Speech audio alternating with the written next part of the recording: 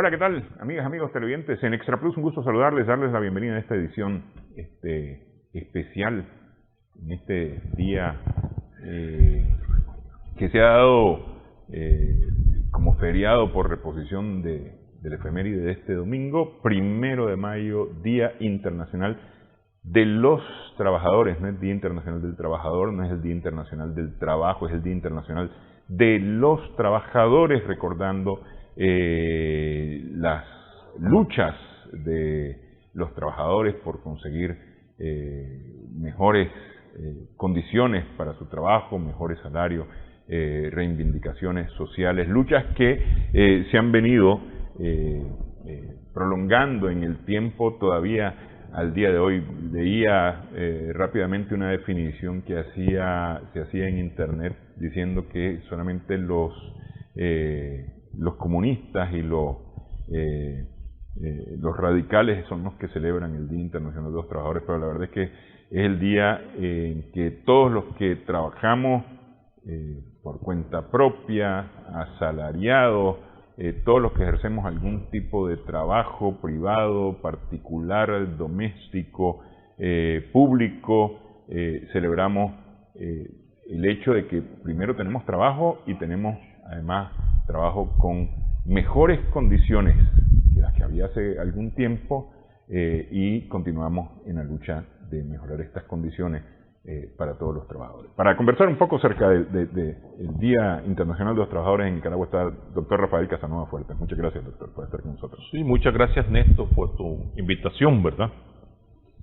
Aparte dentro de la lógica esta de el Día Internacional de los Trabajadores, recordemos que en 1967, oficialmente el Estado de Nicaragua, que estaba en la administración del tercer Somoza, se declaró Día Internacional del Trabajo, oficialmente. Pero los trabajadores le siguieron organizados, le siguieron llamando Día Internacional de los Trabajadores. Sí. Que es realmente el nombre del efeméride, pues Día Internacional de los Trabajadores. De los trabajadores. Y ese los trabajadores, hoy día, por asuntos de género, sería de los y las trabajadores y trabajadoras. Pero bueno, se entiende que los trabajadores nos incluye a todos, hombres y mujeres, que ejercemos algún tipo de labor.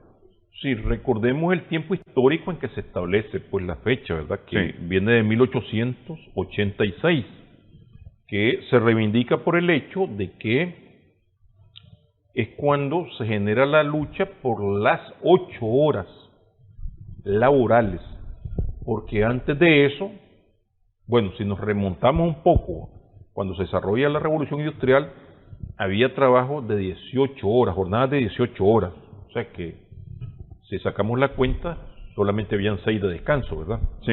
Es el gran periodo industrial donde, bueno, la mano de obra es libre, ya no es la feudal, ya no es la esclava, pero está obligada a vender su fuerza de trabajo, ¿verdad? Que es la lógica del sistema capitalista. Posteriormente, ya en la medida que se acrecenta la masa de trabajadores y empiezan a surgir los primeros organismos de lucha de los trabajadores y también creando sus instancias políticas, en este caso principalmente en las zonas industriales y en el caso de lo político e ideológico, los anarquistas, que también se llamaban anarcosindicalistas o socialistas libertarios, y también es cuando surge la tendencia del llamado socialismo científico que encabeza Federico Engels y Carlos Marx, ¿verdad?, en el siglo XIX. Pero en las zonas industriales empieza a haber presión desde la década del 50 para que se dieran las 8 horas laborables. Esta es entre tantas reivindicaciones porque estaban en mejores condiciones de trabajo, etcétera. Y en Estados Unidos, que es una zona industrial, emerge un fuerte movimiento. Esa manifestación que es reprimida, ¿verdad?, que se inicia a partir de una huelga, que es el 1 de mayo de 1886, y se da lo que nosotros conocemos como la provocación, que con el tiempo se supo que era una provocación de la misma policía para reprimir la marcha, mejor dicho, para reprimir a todo el movimiento obrero.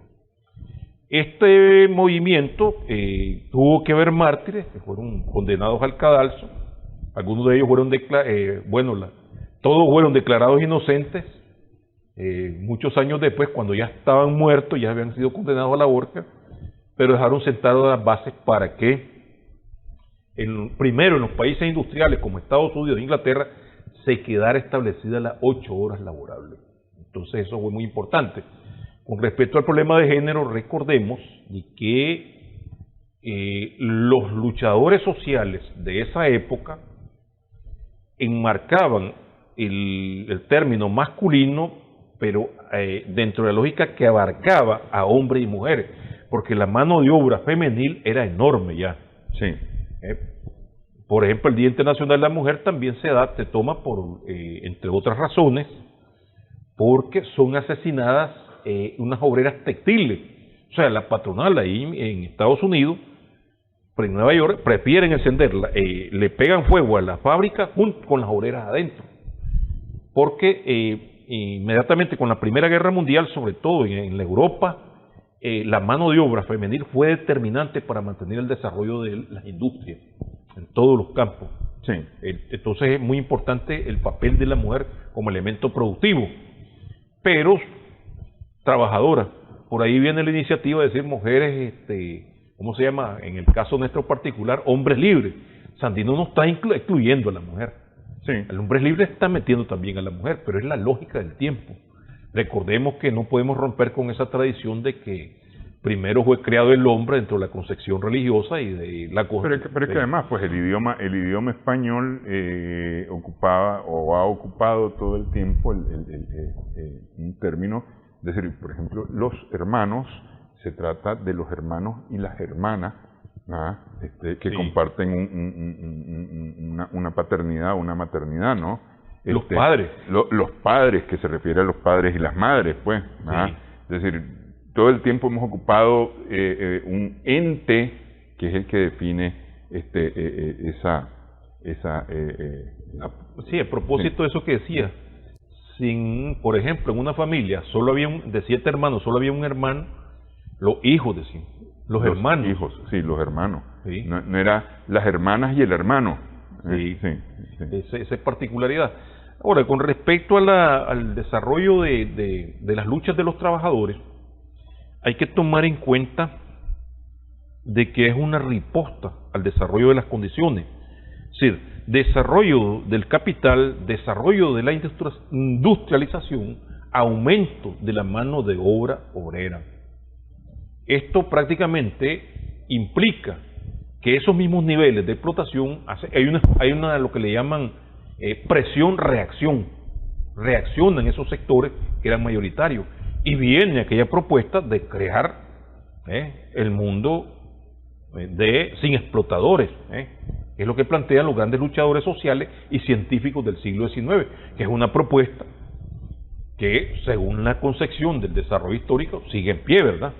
Aunque las clases trabajadoras hayan sufrido derrota con el derrumbe de los proyectos socialistas en Europa, principalmente en el caso de la caída de la Unión Soviética, que para algunos una hecatombe, y viene aquella cuestión que dice, se acabó.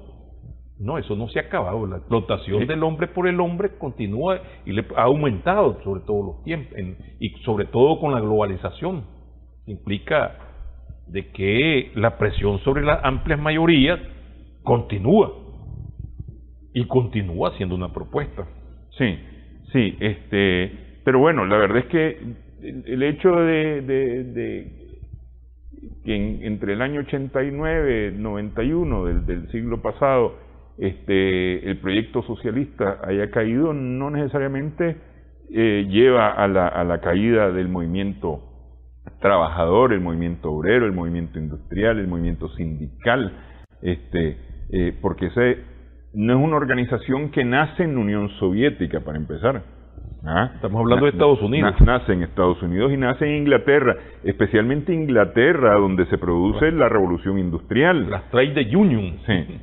Trade Union, perdón. Donde empieza la mano de obra ya, o la venta del trabajo para la producción de los bienes, de la riqueza como tal. La mano de obra se convierte en mercancía. Sí.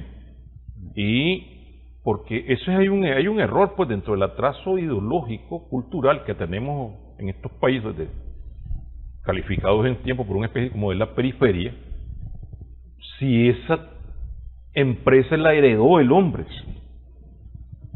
si esa hacienda por generaciones le perteneció a la familia tal, lo que no se ve es cuándo, cómo se origina esa propiedad o cómo se originó esa empresa y cómo se fortaleció. Si fue sobre el capital que creció tiene que ver con la sangre y el sudor de centenas y miles de trabajadores a través del tiempo. Basta una revisión de la historia y darse cuenta que la gran propiedad en Nicaragua, bueno, sí está bien que se hereda propiedad, de hecho que es mala vida desde la colonia, porque el rey otorga mercedes de tierra a los conquistadores, a los hijos de los conquistadores, tierras que habían sido arrebatadas a la población originaria, pues tenemos claro. Pero después este proceso no es que se detiene, continúa. Las comunidades sobrevivientes van siendo eliminadas a favor de la propiedad terrateniente. Y esto tiene, y posteriormente en el proceso de urbanización, los descendientes de esta población que pasan a ser proletarios urbanos, continúan dentro de esa lógica. ¿Por qué valga preguntarse? ¿Y Nicaragua qué? ¿O en estos países? Bueno, si está bien en los focos industriales, podemos hablar de obreros propiamente dicho, el proceso del siglo XIX, pero sobre todo de inicios del siglo XX, hay un elevado proceso de urbanización y empieza a desarrollarse la industria artesanal, las industrias artesanales y posteriormente la concentración de trabajadores, sobre todo en la industria textil, en la industria del calzado y posteriormente en la industria de la construcción. ¿Cuándo comienza este proceso? Bueno, a ver, quiero dejar eso para dentro de un momento. Vamos a hacer una pausa porque me interesa hablar acerca del inicio del movimiento o de los movimientos de trabajadores en Nicaragua, que no empiezan exactamente en el siglo XIX, como empiezan en Estados Unidos y en Europa, sí. Pero sí tienen su momento en el siglo XX, a inicios del siglo XX, porque efectivamente nosotros no somos un país industrial. Hoy día tampoco somos un país ni siquiera en los tiempos actuales. Más bien, aquí se llegó a ocupar la palabra obrero agrícola, para definir al trabajador del campo, que no necesariamente es el campesino. El campesino es otro nivel. Sí. Entonces hablamos acerca de eso en esta edición Sumando Vigores.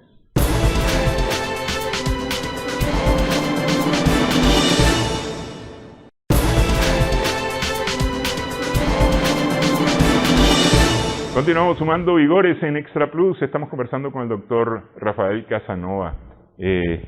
¿Cuándo empieza el movimiento obrero? Porque es decir, o el movimiento de trabajadores en Nicaragua. Porque es decir, por ejemplo, Sandino, en el año 26, viene con toda la influencia de el movimiento sindical en México. México, sí. México, Honduras, Guatemala. Es decir, él viene enriquecido de esa experiencia.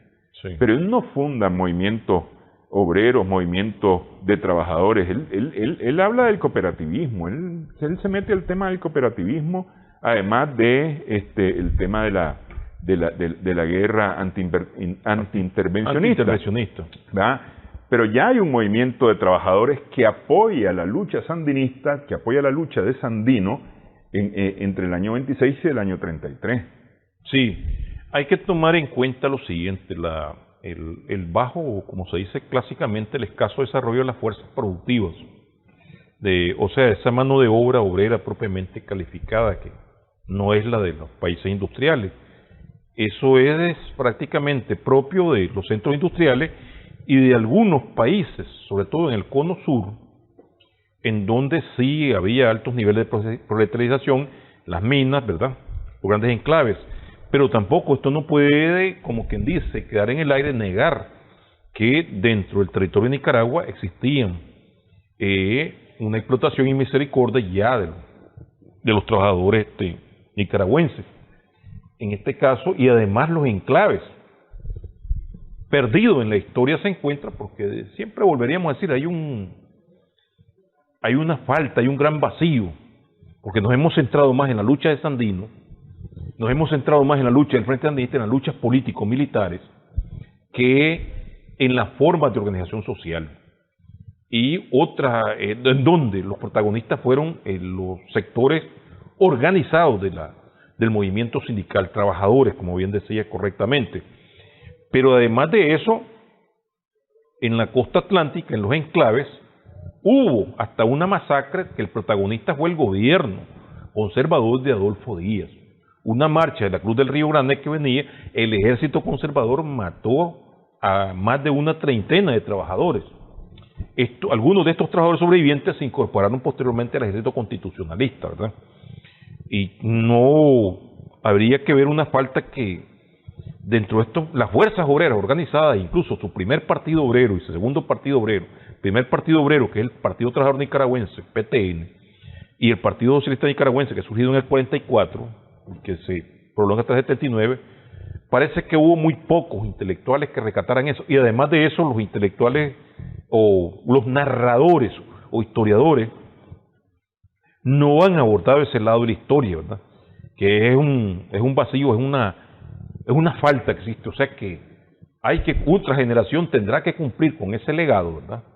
Y sobre los aportes que algunos de los actuales historiadores hemos hecho, ¿verdad?, en esa dirección, para completar esa parte. ¿Cuándo tiene sus orígenes el movimiento trabajador en Nicaragua? Finales, pero ya en los últimos días del siglo XIX o inicios del siglo XX? A diferencia de otros países donde estamos hablando, como Chile, Argentina, Brasil, incluso algunos otros más para acá, como Colombia, Venezuela, donde hay ya una explotación bien amplia por parte de las minas y un alto nivel de proletarización relativo. En el caso de Centroamérica, donde había un desarrollo muy amplio, o sea que el mismo crecimiento demográfico y el empuje que hacen ya el surgimiento ya de algunas industrias capitalistas en El Salvador, y en el caso de Costa Rica con las transnacionales, ¿verdad? Del banano, de la madera, etcétera. Pero en el caso de Nicaragua, el caso de Nicaragua no podemos hablar de fin del siglo XIX. Tendríamos que hablar un poco más para acá. Algunos historiadores como Carlos Pérez Bermúdez, Onofre Guevara y otros señalan que es entre 1913 y 1918 donde surgen las primeras agrupaciones obreras, donde ahí ya, además de las mutuales, que las mutuales sí han surgido a fines del siglo XIX, la diferencia del movimiento mutual es que son asociaciones para ayudarse, para las fiestas de la novia del obrero, también cuando moría algún obrero, ellos hacían una colecta o tenían un fondo para la caja. Por eso es que también venido el famoso apodo de los entierramuertos. Ya las mutuales serían algo muy parecido a una cooperativa de ahorro y crédito, más o menos. En las circunstancias aquellas, para poder entender es eso, era un grupo de obreros y sobre todo patronos obreros quienes promovían este tipo de, los maestros, este tipo de movimiento, y eran las que funcionaban en el periodo de Zelaya, adquirieron bastante desarrollo. Pero entre 1913 y 1918 podemos hablar de movimientos presindicales. Ok, en medio de la intervención norteamericana en Nicaragua. En el marco de la intervención. Por esto es que también estos movimientos combinan el antiintervencionismo con la organización social. Aquí podemos hablar no de sindicatos, pero ya las uniones de sastres, ya las uniones de albañiles, las uniones de tipógrafos y de otros gremios, ¿verdad?, que había uniones de las aurigas, eso, ya no son movimientos mutuales, sino que son presindicales, porque ya lo forman trabajadores de base. Entre 1913 y 1918 hay un crecimiento, y ahí es donde surge primero la Central Obrera de León y la Central Obrera de Managua. Sobre todo en la Central Obrera de León es donde se ha recogido más documentos. En el caso de la Central Obrera de Managua hay muy poco. En el caso de León hay que tomar en cuenta que siempre ha sido un foco cultural muy importante. Y ahí está el maestro Eleazar Ayestas, que murió casi centenario, ¿verdad?, que es el de más avanzada, quienes construyen la Central de Obreros de León. Hay dos cosas muy importantes que realizan ellos. Saludan a la Revolución de Octubre, 1917, y además, en 1924, celebran el 1 de mayo, y ahí el maestro Eleazar Ayestas proclama la separación de la clase obrera de los partidos políticos tradicionales de Nicaragua, liberal y conservadora, aunque no plantea la creación de un partido político. Pero retrocediendo un poco al 18, hay otro movimiento que es muy interesante, que actúa dentro de una visión contradictoria, que es el obrerismo organizado, que organiza un joven intelectual como Sofonías Salvatierra, pero que entra en una especie de retroceso. Obrerismo organizado era una organización de patronos y pequeños propietarios. No, es decir, vuelven al mutualismo, que la FON, Federación Obrera Nicaragüense, que se constituye en el 18, el mismo año, ya es presindical. Entonces, ¿qué importancia tiene esto? Hay una fuerte influencia del liberalismo radical, antiimperialista, antiintervencionista. Sí. Los líderes más destacados son Salomón de la Selva, un poeta, el de la FON, y el otro es Sofonías Salvatierra. Ambos tienen orígenes liberales. Llamemos el caso de Salomón de la Selva más radical todavía, ¿verdad? En este caso porque está hablando de forma sindical. Salomón de la Selva va a Estados Unidos representando a la FON ante la Federación de Trabajo Americano, que era progresista. Todavía no es Federación de Trabajadores Americanos. No es el fenómeno que vamos a ver posteriormente en los años 20, donde está la Confederación de Trabajadores Americanos, la famosa COPA, Confederación Panamericana de Trabajadores, que es un frente de lucha de la dominación imperial, donde está Samuel Gomper y William Green como representantes, y andan formando filiales de lo que después se llamó el amarillismo en toda América Latina. Pero en este caso, volviendo al caso de Nicaragua, hay un crecimiento del movimiento organizado de los trabajadores presindical. Esto camina hasta 1931, donde se constituye, si vamos al caso de 1926-1933, tanto Sofonías como Salomón de la Selva conducen a este movimiento en apoyo a Sandino.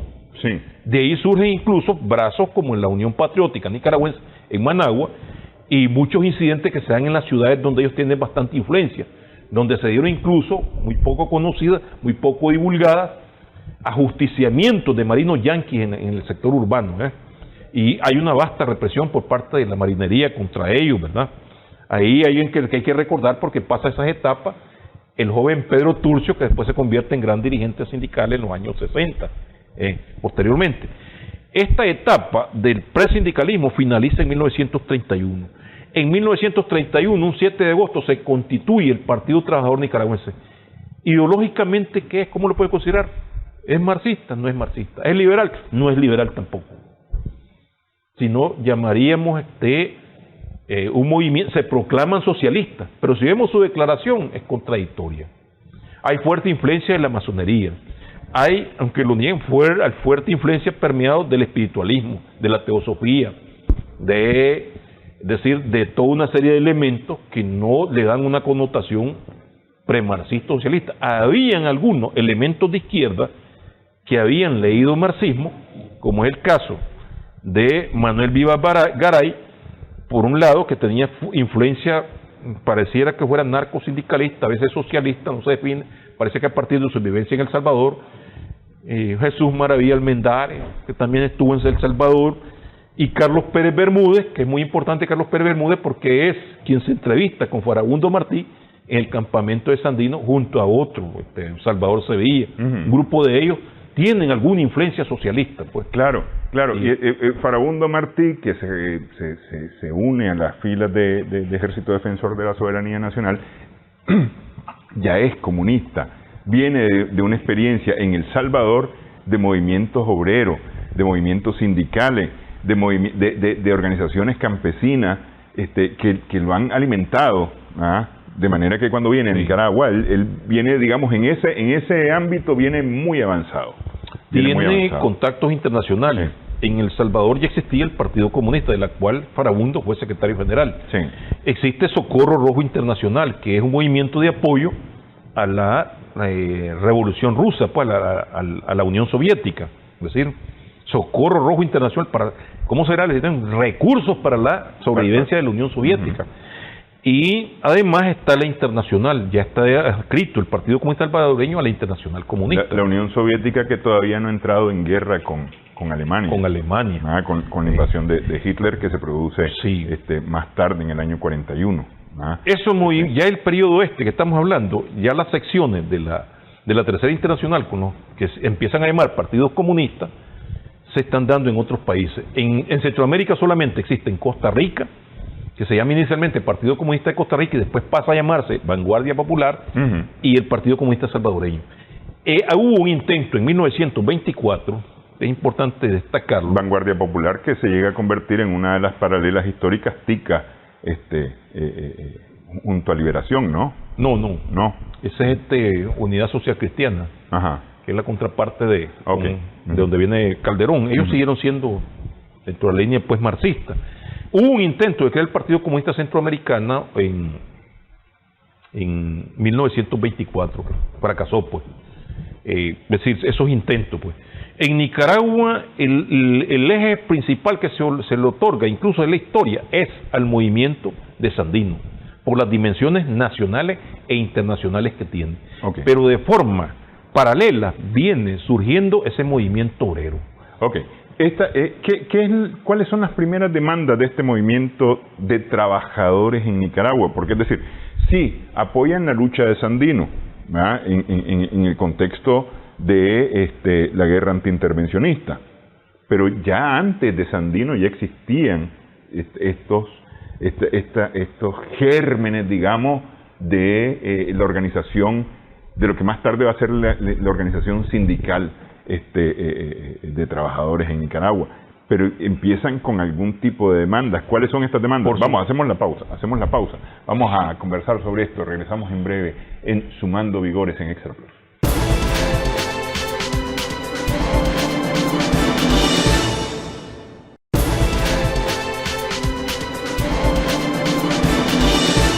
Continuamos sumando vigores en Extra Plus, esta edición con que estamos arrancando esta semana, dedicada a el 1 de mayo, el Día Internacional de los Trabajadores. Conversamos con el doctor Rafael Casanova Fuerte. ¿Cuáles son las primeras demandas que tienen los trabajadores que se organizan en Nicaragua? Mejores condiciones de vida laborales, mejores salarios. No está la explicitez que se va a dar en la década del 40.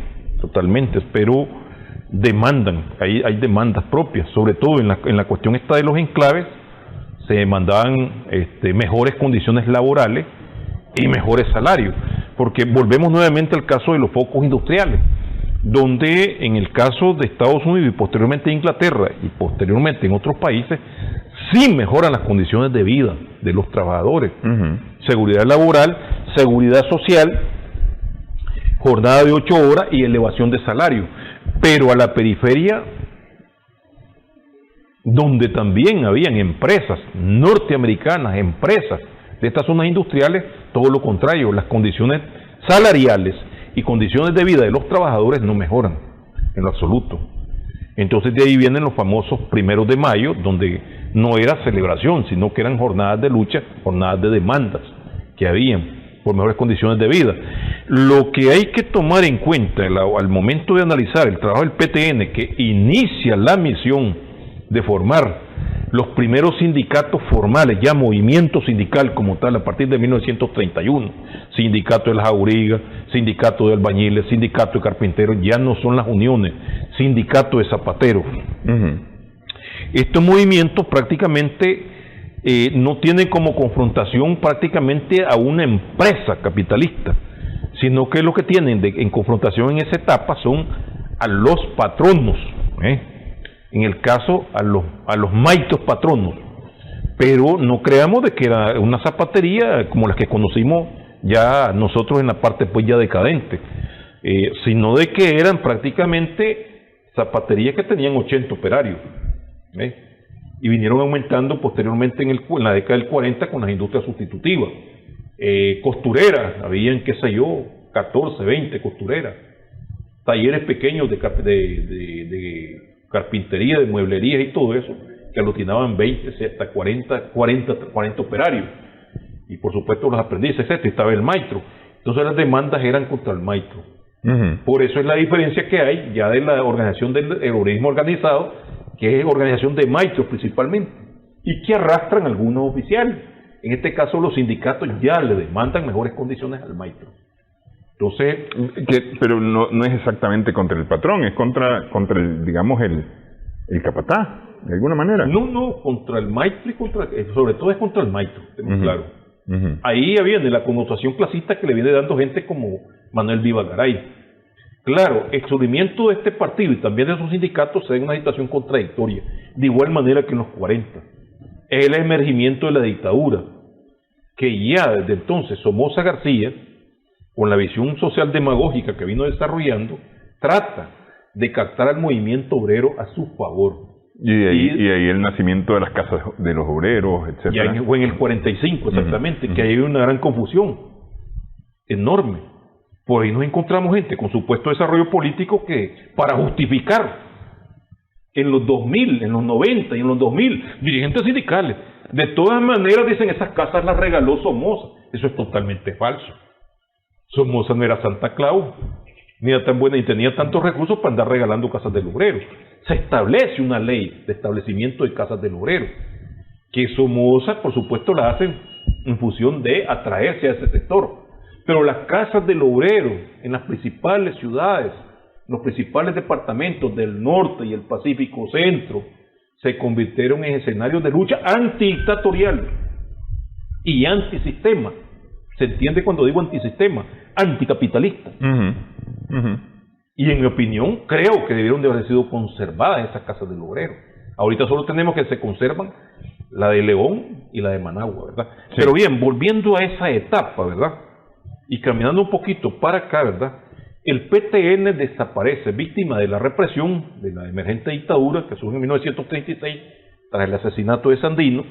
Somoza no podía perdonar en lo absoluto ni el sistema de que estos sectores empezaran a abrirle los ojos a los trabajadores en una etapa de gran atraso cultural y que hayan apoyado la lucha de Sandino, sobre todo el sector de izquierda del PTN, y lo echa preso, salen al exilio. En el exilio, en Costa Rica, donde ya existe el Partido Vanguardia Popular, logran obtener cultura, cierto desarrollo, diríamos, desarrollo ideológico. Del 38, ya en el año 39-40 comienzan a entrar. Pero al entrar se encuentran que remanentes del PTN que quedaron ya habían empezado a organizar a los sectores populares. Ahora, todo este movimiento es básicamente urbano, todavía no ha llegado hasta el campo. No hay en el campo. En el campo se está ejecutando un movimiento paralelo que es en donde la clase terrateniente, digamos, que agarra gran impulso en el periodo de los 30 años conservadores, sobre todo con Zelaya, empiezan un proceso de desarticulación de las comunidades indígenas, desarticulación ideológica, cultural y sobre todo económica, al arrebatarle sus tierras. Incluida la Revolución Liberal de Zelaya. Sobre todo la Revolución Liberal de Zelaya. Muchas comunidades fueron obligadas a comprar sus propias tierras, que esa es la confusión que hay en algunos casos. ¿Cómo es que la comunidad indígena de Veracruz de Zapotal en Río salió comprando de un investigador, un joven investigador, pues? Dice, quiere decir que no eran de Rivas, no, tuvieron que comprar su propia propiedad, porque si no, las eliminaban legalmente. Suquiaba compró su propia propiedad.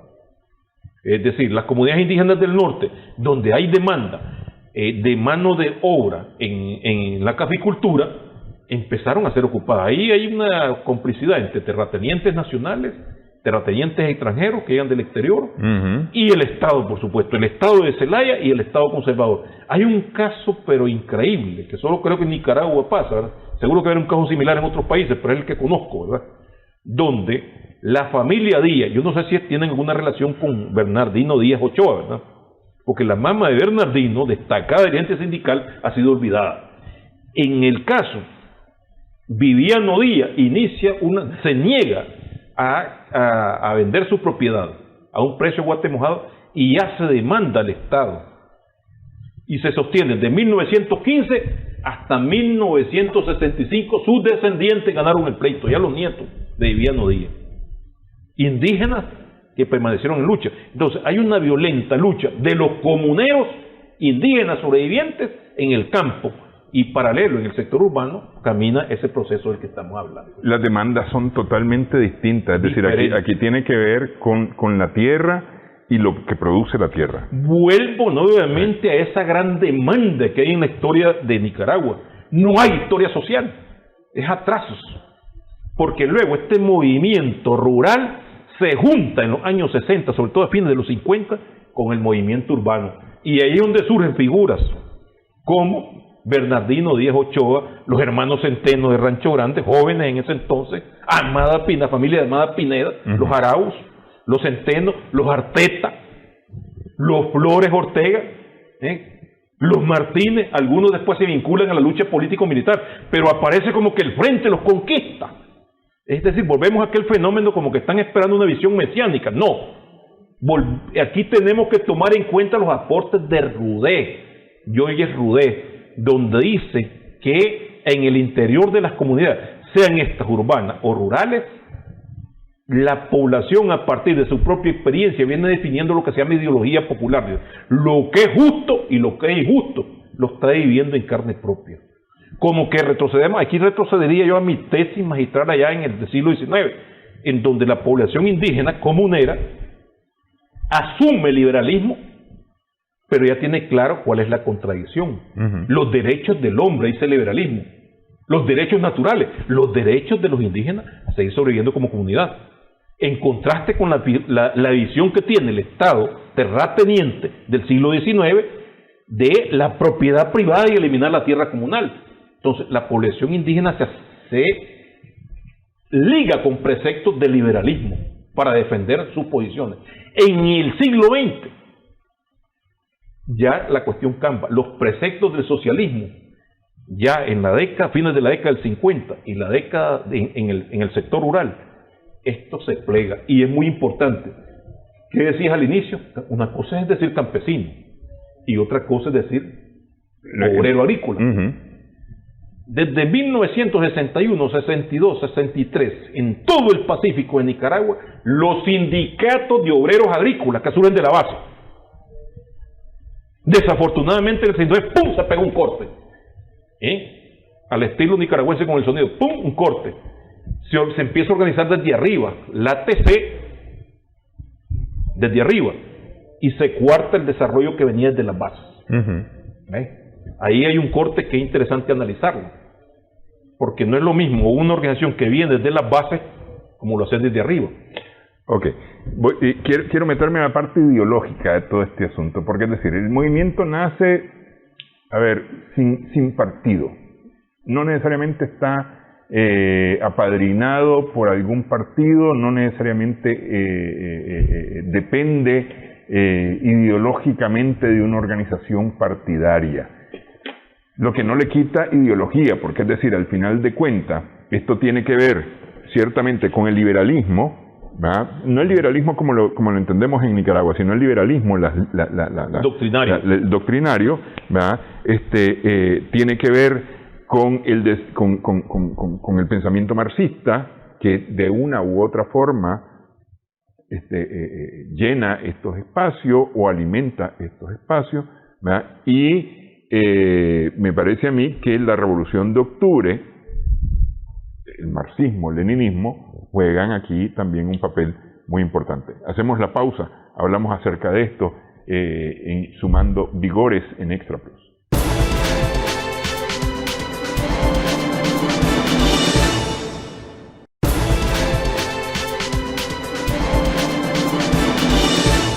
Continuamos sumando vigores en Extra Plus. Hablamos a propósito de la celebración del Día Internacional de los Trabajadores este 1 de mayo, que cayó este domingo.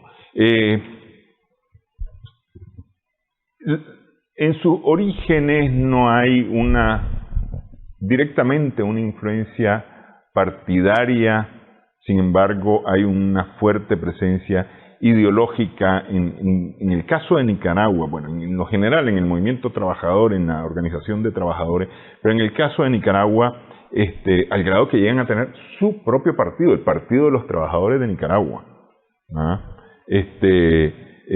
Sin embargo, tal vez no son liberales, no son conservadores, no son comunistas, socialistas, pero hay una plena identificación de la lucha de clases. Sí, yo volveremos nuevamente a aquello que decíamos de que aunque no tengan dentro de las líneas convencionales una definición ideológica, tienen una clara idea de la contradicción social desde el siglo XIX. Es ahí donde las ideas libertarias, en su primera etapa del liberalismo, y en su segunda etapa las ideas libertarias del socialismo, prácticamente son acogidas por esta gente. Ya en 1931, cuando se forma el PTN, hay simpatizantes de las ideas socialistas, lo que por el mismo atraso cultural que hay, no tienen claridad. Ahora hay un fenómeno que no se puede obviar. Había un famoso profesor,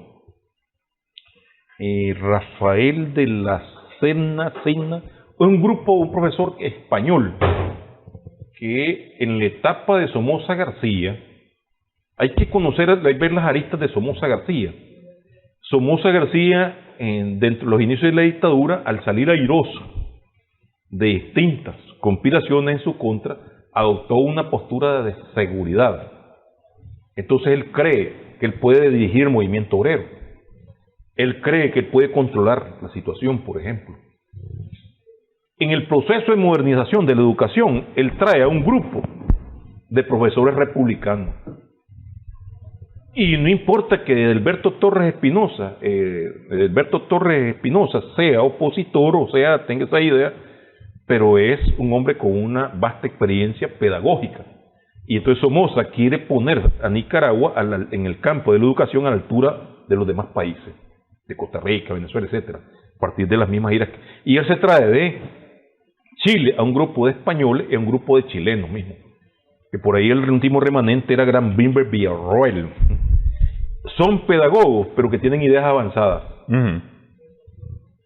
En la normal de educación, ahí se forman Guillermo Rochus Villanueva, Pedro J. Quintanilla, Leonardo Jerez Suárez, Aldo Cirquel-Ross, Bruno Gallardo, y estos a su vez reproducen una generación de profesores, ideas avanzadas en educación, entre ellas las ideas del socialismo. Yo diría que por ahí viene una influencia en el desarrollo ideológico de Nicaragua. Pero sobre todo en el caso de este grupo de jóvenes socialistas que entran en un aspecto ofensivo organizando a la clase trabajadora, porque en la década del 40 se amplían las textiles, se amplía la industria de la construcción, se amplía la industria del calzado. No es casual que los grandes dirigentes de la clase obrera organizada y del Partido Socialista sean zapateros.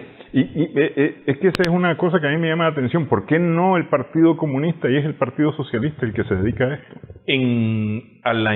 Casualmente, la idea de crear un partido comunista nace en Costa Rica. Pero cuando están dentro de Nicaragua se dan cuenta que si le ponen comunista, por los mismos prejuicios anticomunistas, porque desde antes de la existencia de estos partidos, del PTN y todo eso, había una vasta propaganda anticomunista, que hablaban de la situación pero deprimida que existía en los países socialistas. Lo hacían tanto los partidos liberal y conservador, y hasta el mismo liberal independiente, donde había gente progresista, lo hacía la Iglesia católica, lo hacía la naciente Iglesia protestante. Entonces dicen ellos, claro, es que además se comían a los niños. Correcto. Para empezar así. Entonces, vamos a ponerle Partido Socialista. Pero todavía en el 39 y el 44 trabajan de forma clandestina como bloque de trabajadores antifascistas. Se reúnen clandestinamente. El 3 de julio se van a conocer aprovechando una coyuntura donde el dictador Somoza García aparece diciendo que él es el líder de los trabajadores. Parece que me arregle con los capitalistas y lo primero que les voy a conseguir va a ser el Código del Trabajo, que estamos atrasados. Entonces él aparecía como un hombre progresista.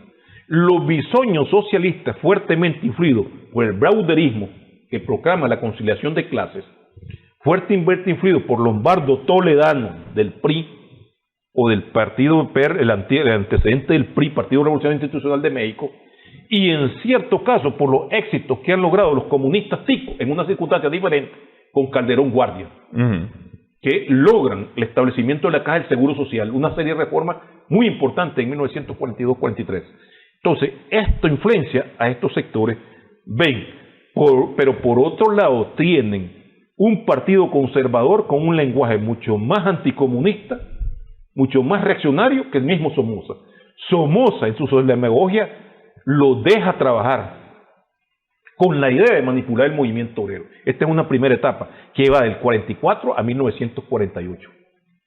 Entonces, cuando Somoza tiene su propia ficha, tiene Roberto y Absalón González, en ese tiempo, el poeta Emilio Quintana, Jesús Maravilla Almendares, toda esa gente que tiene un movimiento sindical. Los socialistas se dan cuenta que tienen que unirse con los obreros, con los dirigentes somocistas para moverse legalmente. Okay. De ahí viene una tesis, disculpad, que dice, Jeffrey Gould, un estudioso de esa época, dice, amigos peligrosos, enemigos mortales. Ok, voy a hacer aquí un brinco enorme.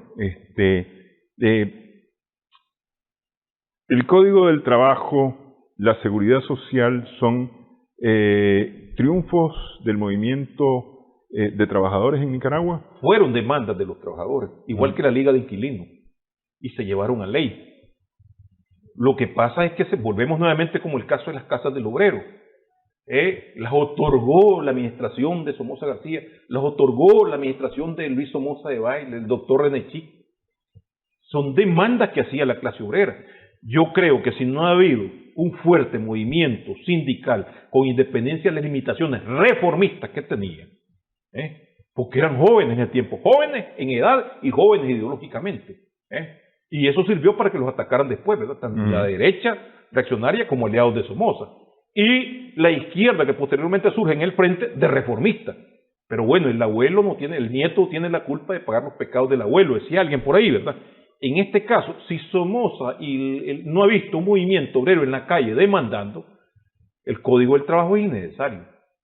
Nada más atrasada que me sigue. No, pero hay un sector que está demandando, que está demandando una ley de inquilinato, que está demandando seguro social, que está demandando mejores salarios, que está demandando reivindicaciones económicas, reivindicaciones sociales. Tenemos en la historia más reciente de Nicaragua, quiero decir, tal vez de los 60 para acá, luchas de los trabajadores importantes, pues, es decir, hay luchas desde el campo, está la lucha de los maestros, está la lucha de la construcción, está la lucha de los trabajadores de la salud también, de los zapateros, que es un movimiento muy importante, el de los zapateros, que cada uno va logrando algunas mejoras. Por ejemplo, se me ocurre pensar en la construcción, las clasificaciones. Hoy día, por ejemplo, el tema de las clasificaciones es un tema importantísimo. Y es un logro. Y es un logro importantísimo, ¿verdad? Hoy día tenemos el tema del trabajo de los obreros de las zonas francas, ¿no? Que no quiero decir los textiles, sino de las zonas francas, en donde un logro importante es que están organizados. Cosa que no querían los patrones de zonas francas que ocurriera. ¿Para dónde va este movimiento en Nicaragua? Desafortunadamente yo diría, bueno, si vamos a hablar de la zona franca, ¿cómo no? No, digo, el movimiento de trabajadores en Nicaragua. Mira, ¿cómo no desearíamos esa combatividad de los años, ya no digamos de los 60, sino hasta de los 40, pues, que salían en manifestaciones en la calle? Aquí no ves una manifestación obrera que salga demandando reivindicaciones, mucho menos huelgas en la zona franca, no la ves. Pero es que supuestamente está el diálogo tripartita. Pero bueno, la huelga de la Paico contra Carlos Paz, la huelga del Porvenir, la huelga en textiles, industrias textiles que eran de empresarios de ese tiempo. No ves una huelga en una zona franca, porque bueno, está el pacto tripartita. Pero ¿en qué medida? Está la famosa arma de dos filas. Ese pacto tripartita los amarra. ¿A dónde está la ideología de clase que están buscando esos trabajadores organizados? No hay una ideología de clase, no hay una dirección marxista para poner un referente. Mientras que estas masas de bisoños trabajadores, con errores de reformismo que cometieron, que es innegable, ¿verdad? Esa etapa reformista que vivieron, pero andaban buscando, digamos, una luz en las ideas del socialismo, socialismo científico, ¿ves? Para hacer una referencia, porque hay distintos apodos que tiene el socialismo, ¿verdad? Entonces, En este caso, si nosotros acudimos a la década del 60, y muy interesante mencionarte los maestros, para poner un ejemplo, la Federación Sindical de Maestros de Nicaragua, la primera directiva era netamente de gente partidaria del gobierno, Sí. liberal somocista. ¿Cómo se la logran arrebatar en la década del 60? Donde ya aparece Natán Sevilla, donde ya aparece Bruno Gallardo, Napoleón Leipziga, la Ofelia Morales, es decir, todo esto Se la arrebatan al grado que proscriben la federación. al extremo. Sí. Entonces, un proceso de crecimiento. Entonces, Jeffrey Gould dice lo siguiente: en última instancia, los socialistas le ganaron la partida a la dictadura, porque quedó un partido organizado que después evolucionó hacia posiciones revolucionarias, sobre todo después en la década de los 50, entre 57 y 59. Y territorialmente quedó constituido clandestino. Y quedó un movimiento, Vero, fuerte, porque ese es el fenómeno que nunca se ha analizado en la historia social, porque no hemos visto historia social. Ni en los años 80 se estudió historia social, hermano. Esa es una debilidad, una deuda que tenemos. ¿Por qué ese movimiento se vino fortaleciendo? Porque hubo una perseverancia de esa dirección, de generación de luchadores. Es decir, que en cierta etapa, bueno, se quedaron, bueno, pero impulsaron la organización de las masas.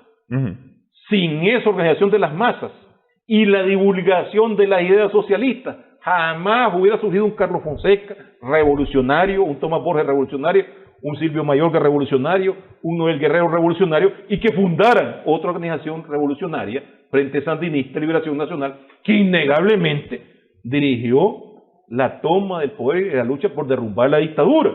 Eso es cierto, pero también lo otro es cierto, que paralelo a eso hubo un crecimiento organizativo de la clase obrera que no necesariamente la hizo el Frente Sandinista, con todas sus debilidades que se le pueden señalar. Que no la hizo el Frente Partido Sandinista, Socialista Nicaragüense. sí, que no la hizo el Frente Sandinista, pero que igual que en el 26, ese movimiento apoyó la lucha sandinista. Sí, ¿Ah? sí. Ese movimiento paralelo que crece, ¿verdad? Y que viene entrando en contradicción, viene creciendo. Bueno, posteriormente, ¿qué incide para que esto? Bueno, las polémicas que se dieron fuertemente. Pero bueno, eso pasaba en todos los países. Eso pasó en Guatemala, pasó en El Salvador, pasó en Costa Rica, pasó en Cuba. Bueno, pero disculpame que termine esta parte.